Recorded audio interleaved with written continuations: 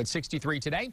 It's an update for you on your weather. Now back over to Steve and Lauren. All right, thank you so much, Patrick. Well, your voice matters as neighbors are turning to social media to help keep their communities safe. And it's becoming a great example of how social media can enhance daily living. Joel Rogers joins us from the Content Center with more. Good morning, Joel.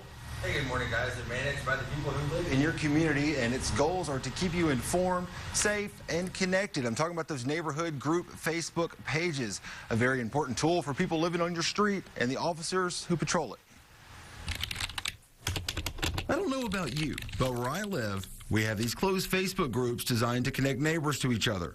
They're a great way to make new friends, set up play dates, or connect with other dog owners nearby. Anything you're interested in doing with someone else without having to leave your neighborhood can probably be arranged. Meet Joseph Guin.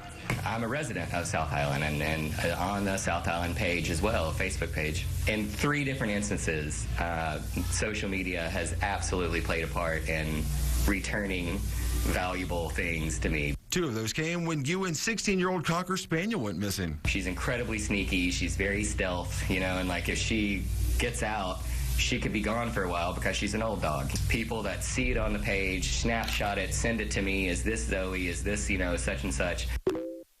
Finding a lost pet. Just an example of one of the many positive benefits a neighborhood Facebook group can have. Another way they're helping is with crime. These types of Facebook pages or any social media that makes folks more aware of what's going on in their neighborhoods in terms of crime can be a very beneficial tool, not only for the residents but for law enforcement. There's always that possible negative aspect of this sort of platform that could cause unnecessary alarm for the public. Information that could be spread either intentionally or unintentionally. We saw that here recently with a rumor that was going around of individuals who were attempting to kidnap young women, placing them in cars. The human trafficking aspect came up. There was this rumor going around that these types of events were happening in Shreveport and Bossier City, but to the point where media was contacting me, asking me about it, have we been seeing any of this? And we did some research and found out that type of information was false. Community Facebook groups like these serve as a neighborhood crime watch. Law enforcement says just because it's in the palm of your hands, be careful and don't take the law into your hands. First and foremost, always notify law enforcement, if they do see something suspicious or they suspect a crime is being committed or one has been committed. Enter again Joey Guin, not only just a dog owner and resident of Shreveport, but he's also a business owner who earlier this year fell victim to a crime. We had it sitting outside, and we were all in here working, middle of the day.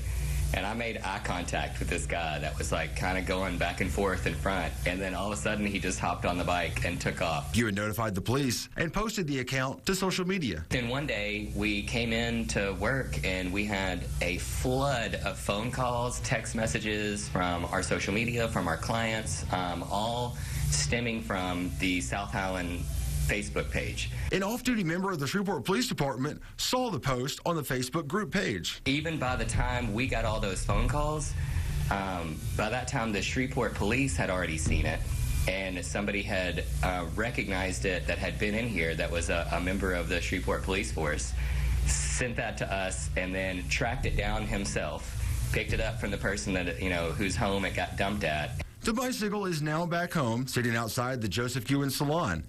And Guin says he's thankful to law enforcement, the neighborhood Facebook group, and also tells us that the bike probably won't be going anywhere anytime soon. Now we've honestly disabled it. We have a cable that runs around the spoke in the frame.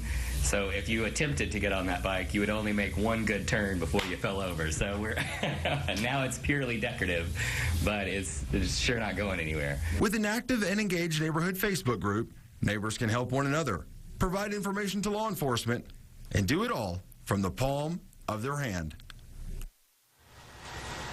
And if you'd like to see if your neighborhood has one of these neighborhood Facebook group pages, simply just head over to Facebook and type in the name of your neighborhood, and chances are, you probably do. Guys? Awesome, Joel. Thank you so much. I know I've used them. We've had some dogs, strays, come up to our house, and I was able to reunite them with their owner multiple times and help them. So, you know, you never know how it could help you. And I have to say, Joel actually helped me out. Got into the neighborhood, you know, with Spring Lake. That's where we live at, and he was able to get me in there. So, thank you, Joel, for that. Yeah, no problem, Steve. All right, coming up next, we're going to be taking a look at your international headlines. President Trump and the First Lady making their rounds around China. We'll catch you up on that trip. And the Pence's paid.